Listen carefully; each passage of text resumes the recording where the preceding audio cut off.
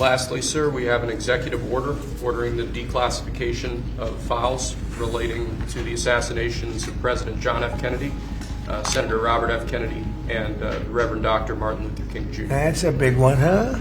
Jeudi, Donald Trump a signé un décret pour rendre publiques les archives des meurtres de John Fitzgerald Kennedy, de son frère Robert Fitzgerald Kennedy, ainsi que de Martin Luther King. A lot of people are waiting for this for years, for decades.